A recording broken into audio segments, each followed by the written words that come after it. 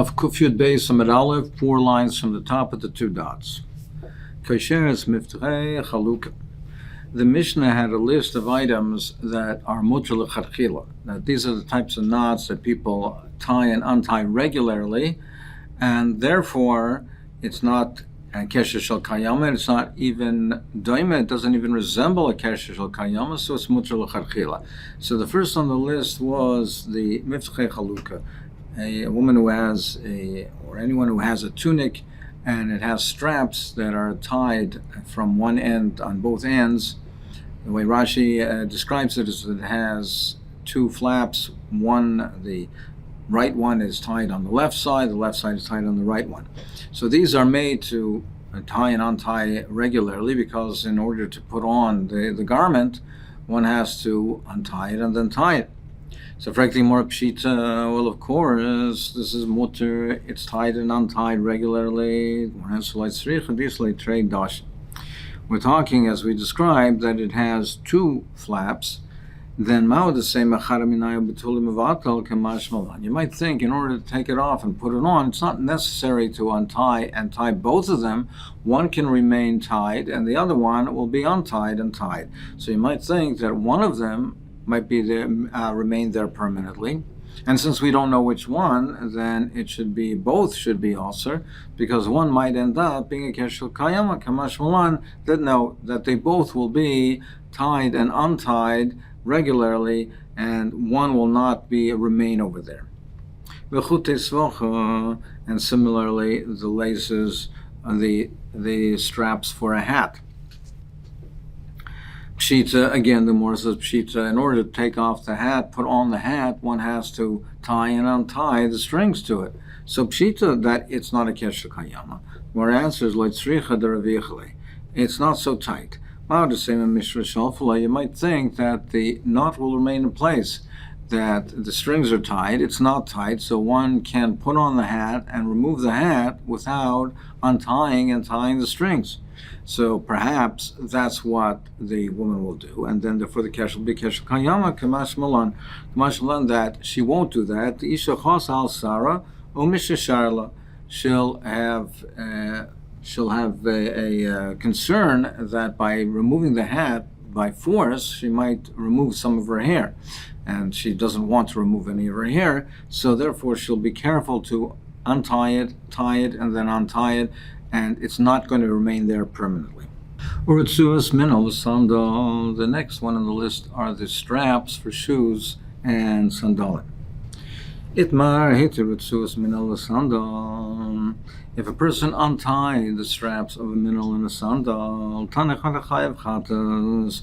One bride says he's chayav chatas. That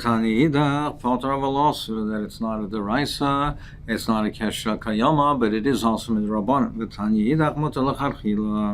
And the other bride says it's muter l'chadchila. So we seem to have a stira in 3 ways: kasha minol a minol, kasha sandal a sandal.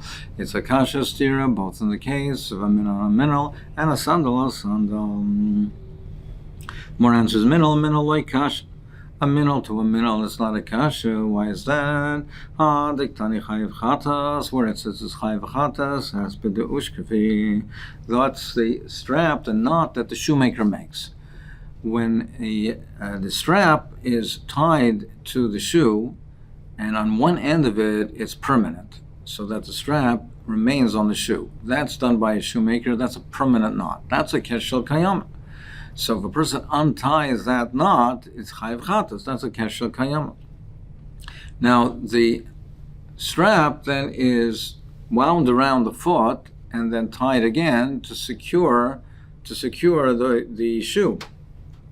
So patra v'lasur, that's b'derabbanan. That's in a case like the rabbanan. Now with the rabbanan, they tie it, but they tie it loosely around their foot. They don't want to spend time tying and untying regularly, and there's no need for them to do it. They're Isaac and they're learning. They're not going about in the marketplace. So therefore, they wind it around their foot, and they tie it with a knot that stays, as Rashi says, for a week or 2. And it's loose, and they were able to put their foot into it and remove it. And it's not necessary to tie and untie it regularly, but it does stay there for a period of time. So that's also midrabana, because it has some similarity to the Keresh Kayama. It's not a Keresh Kayama, but it has a similarity. Mutal Lechatchila. Where does it say it's Mutal Lechatchila? But the name Mechuza, which were very particular, and they used to tie their shoes tightly, and they tied it and untied it every day. So they tied it on the time every day. There's no similarity to a Keresh Kayama. It's Mutal Lechatchila. Sandal a sandal like kasha. Similarly, in the case of the sandal, it's not a kasha. Hadiktani chayiv chatas, where it says chayiv chatat tied the katri ushkeve. Again, it's where it's the flap that's tied that the kesha is made by the shoemaker, and with that side of it is permanent. Patra velasa b'dechulmat to the katri in it. Where it's patra velasa, that's in the knot that they themselves make. That it's not done by the shoemaker. It's tied around by the people themselves. Whereas mutal lecharchila is where two people use the sandal. The sandal is not like a shoe. The sandal has a open on the top.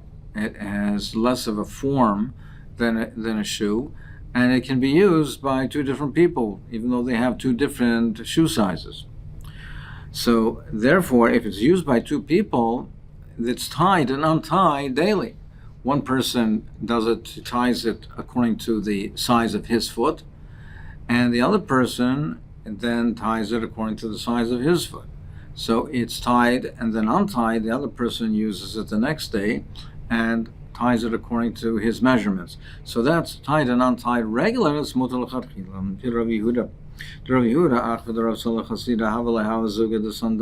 he had a pair of sandalim.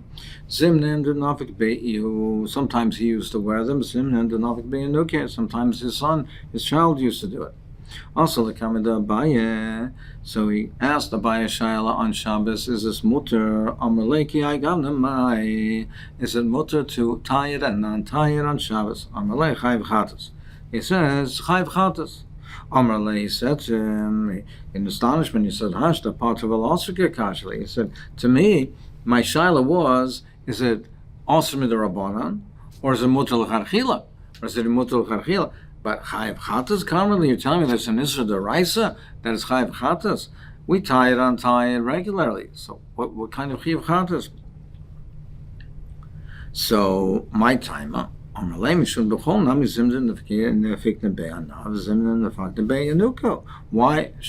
be chayv chatas? Why do you even have a shaila? Is it potter v'laser? Because sometimes I use it and sometimes my child uses it. Amalei said, "Oh, if that's the case," he didn't realize that was the case. Amalei, he said, "If that's the case, then it's mutal achila." Now, as Rashi explains, why did he say chayv chatas? Even if he didn't know that it was being used by the both of them, but why should it be a chiyuv chatas? Rashi explained because the knot that they used was a shoemaker's knot. So they did change it regularly. Sometimes it was worn by him, sometimes by his child. But when they made the knot, they happened to make a shoemaker's knot. So therefore, he thought it was a chiyuv chatas. But they said, notwithstanding that it's a shoemaker's knot, but we tie it and untie it regularly. So he said it's mutar chilchila. So it comes out according to this that even if it is a professional knot, and even if it is a keshel kayama, it comes out the way Rashi is learning it that even though it's rogil, this type of knot is regularly kavua. But in this case, it's not kavua. It's tied and untied regularly. It would be mutar chilchila. Rabbi Yomi Masechet, he was going behind Rabbi Yomi in a Carmelis where midrabanan it's also to carry ifsek or to the sandal. So the strap of the sandal broke. He asked him, so what can I do? What's my eights over here? He said, take a reed which is lach, which is usable for Michael Behema, which can be fed to an animal, and therefore the gemi is not muksa. So shkol gemi lach techozil Michael Behema, okro halave, and wrap it around, tie it around, and use it as a strap, and then you can then you can wear it, and then you can wear it and bring it into, because it's a malbush, you can wear it and bring it into your home. Abaye have a comment of Rabbi Yosef. He had a similar ma'aseh, but he wasn't in a Carmelis, he was in a Rishus Yachid. If Sekalei Ritzua, same type of idea that the strap broke. Amrlei, my Ovidlei. So he asked, what should I do? What can I do? What's my Eitzah? Amrlei, Shavke. He said, you have to leave it. You have to leave it. It's muksa and you have to leave it. So he asked him, why is this different in the case of Rabbi Yirmiyah, that it was mutter over there with a gemilach to tie it around it and to wear it? He answered, Hasam loy minter, hachem minter. So over there in a Carmelis, if we don't give this eitzah, it's not in a protected place. There are people, all kinds of people passing by, and we're afraid it'll be lost. And therefore, because there's a hefsed, it's mutter. Over here, it's in a Rishus Yachid, it's in a chaser, it's in a protected area. It's not going to get lost. There's no hefsed moment. Therefore, we will not be matred. So it would seem to be over here that the sandal, when the strap is broken, it's considered muksa. It's considered muksa because it's not usable in the present state. So it would seem to be that what he was saying is that in the Carmelis, there's a hefsed moment where matir till muksa. In Rishus Yachid, there's no hefsed moment. We're not matir till muksa. For the Rishonim, that we don't find that there is a heter, we're not matir muksa for hefsed moment. So yes, there is this distinction, but why should we matir if we say that the sandal with the broken strap is muksa, and by tying around the strap he'll inevitably be metaltalit, and it's a tiltal of muksa? Why should we be matir in the Carmelis just because there is a hefsed moment? The Ravid answers, he says, it's not the pshat that we're matir tiltal of muksa because of a hefsed moment. That's not the pshat. The pshat is that if a person has his sandal breaks in the Rishus Yachid, since he knows that it's going to be a protected area, then he is Masich Das from it. He is not going to attempt to use it. He does not going to wear it. He's going to leave it. He's going to leave it, and after Shabbos, he'll fix it. He won't wear it until it's fixed. Until after Shabbos, he'll fix it, and then he'll wear it. So in the meantime, he's discarding it.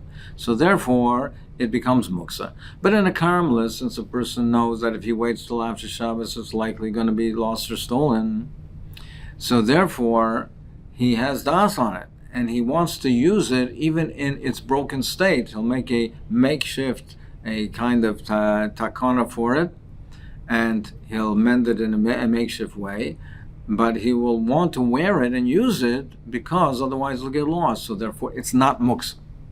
That's a pshat. In the Carmelis, it's not muksa. In the Rishus Yachid, it's muksa.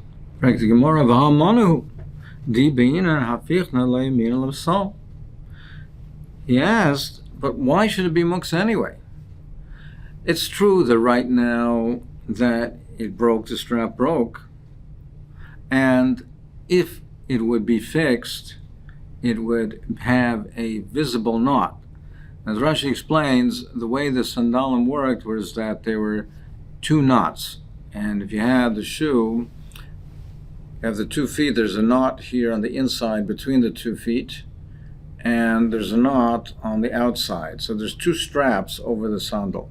One is tied, the knot is on the outside, and one is on the inside. Now, if it breaks on the outside, even if you mend it, it's going to be very visible. People will see it. So therefore, it's not likely that it's going to be mended, because at the end result, it will be something that is unsightly. If it's broken on the inside, it's not that visible, so it will be mended. Now, in the case over here, it was broken on the outside, but he asked, you can change this shoe from the right to the left, and therefore, if you change it from the right to the knot that's on the outside, when you change it to the left, it'll be on the inside. And therefore, it won't be that visible. It's something that can be easily mended, and the person is not Masich Das from it. So it still should be considered a Kli anyway, and it should not be considered Muksa. So why is it Muksa to begin with? V'hamanu, it's a mon, it's a kli. Small, because I can switch it from the right foot to the left foot. He said no. But Rav Yehuda holds that that's not the case. We don't consider it a kli amona because it theoretically could be switched from right to left. We don't take that into account. And since Rav Yochanan explained, as we'll see shortly, explained the Bryce according to Rav Yehuda, that means we pass on like Rav Yehuda, and we do not consider it a kli once it's broken in that way. When the outside knot is broken, even though theoretically you can switch it from the right to the left foot, Rav Yehuda does not take that into consideration. He considers that what it is now as broken, and it's not considered a kli. And since Rav Yochanan explains the following brisa according to Rav Yehuda, that's what we hold, and therefore we can't consider it a kli, and it's considered muksa. So since and therefore it's considered muksa maihi. What is this case referring to? Sanya we learn in the brisa sandal shenifsku shtei oisno. If the sandal, if two of the flaps were torn, or shtei tarsi oisav, or two of its loops, oishenital kol akaf shaloi, or the entire bottom of it, the sole, was torn on it, tar. It's tar. In such a case, it's not considered a sandal anymore, and it's considered tor, meaning if it was tame, it's considered tor. It's considered tor, and if it was not tame, it's not makabel tuma. It's not considered a usable kli. It cannot be makabel tuma, and if it was tame, the tuma leaves it, the tuma departs it. So if it was both of the ozno, where the part of the strap that's wrapped around the foot that holds the foot in place, or the tarsi yosav, where it's attached to where the straps are attached to the sandal, if they both were torn, or the sole, or the entire sole, then it's torn. But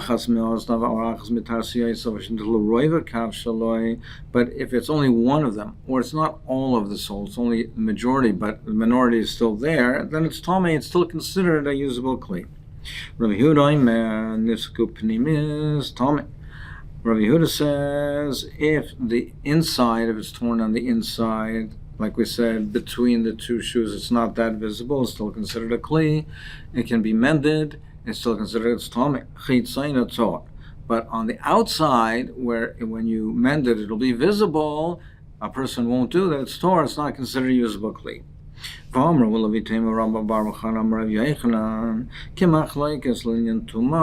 Just like we're having machlokes here, legabe the halachas of tuma, is it considered a kli? Is it makabel tuma? Does a tuma leave kach machlokes linyan Shabbos? It's also a machlokes linyan Shabbos. Is it considered a mana, a kli? Is it muksa or is it not muksa? Is it considered a kli and it's not muksa, or do we say no, it's no longer a kli and it's muksa? But this is not applicable to chalitza. In chalitza, the chalitza has to be done with a minol, and the criteria is not the same. Legabe chalitza. Rav Yochanan, according to whom is he going? Now we have this machlokes between the Rabbanan and Rav Yehuda. Rabbanan say that if one of the straps broke, then it's tome. That if it's only if both broke, then it's tor, but if one, then it's tome. Meaning that it doesn't matter where, even if it's on the outside, but the outside, the right can be switched to the left, and then the outside comes on the inside. We do say this svara of that even though it's broken on the outside where it's visible, it can be switched to the other foot where it's not so visible, where it's between the two, and therefore it's still a kli. Now Rav Yehuda disputes that, and Rav Yehuda says, Nifska pnim is tame, b'chisainus is tor. Now Rav Yochanan said, the machlokes linyan tuma is the same as Shabbos, not linyan chalitza. So according to whom is Rav Yochanan going? Rav If he's going according to the Rabbanon, as far as Tuma, we say if one of the straps are broken, it's still considered a Kli, and it's Tomei le'inyan Shabbos, Nami Manahave, against Shabbos, we also would consider it to be a Kli, and it's not Muksa, Avaloi le'chalitza, but not for Chalitza. For Chalitza, we will not consider it to be a Kli, Dalav Manahu, it's not considered a shoe. For Chalitza, you need a minol, and if the strap is broken, it's not considered a minol.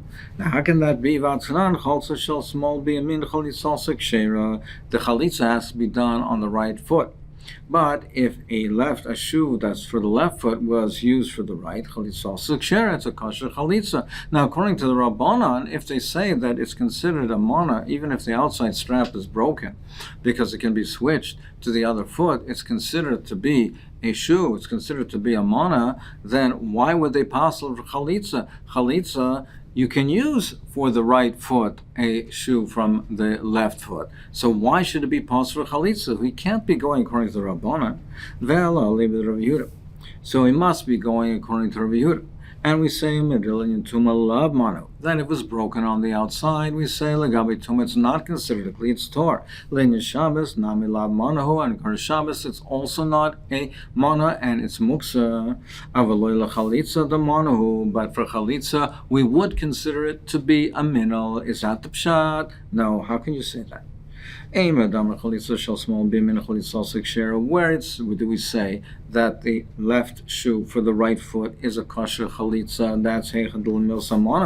That's where it is a proper shoe for the left foot. If you have a usable shoe for the left foot, it's worn on the right, and the chalitza is performed on the right foot with that left shoe, then it's kosher. But that's where it's a valid shoe, it's a complete shoe, and it would be a mana for the left foot. But here, for in it itself, according to Rabbi Yehuda, it's not usable. If the outside strap is broken, it's not considered suitable for the left foot, so it should not be kosher for chalitza either. So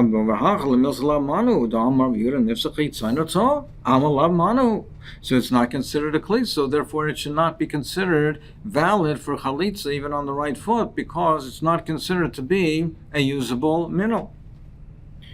Some more answers. Really, Rav Yochanan is paramphoring it, and he's explaining it according to Rav Yehuda. What he means to say is not l'chalitza, it's the same as chalitza. Where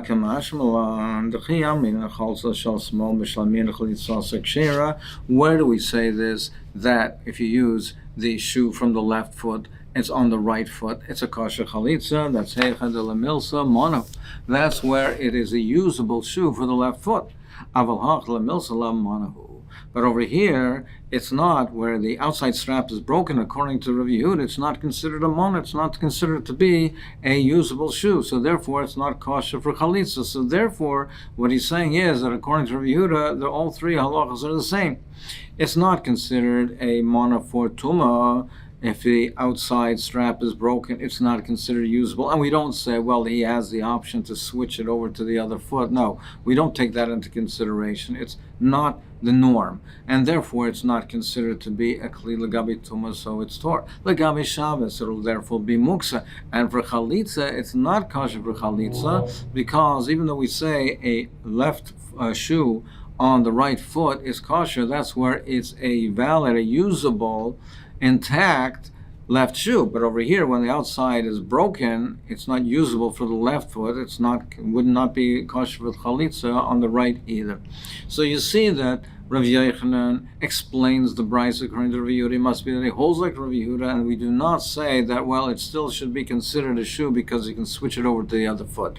That is not the norm. That's not the likely usual scenario, and therefore it's considered to be muksa. Therefore, he said that since the outside strap was broken, you can't be metaltal it because it's muksa.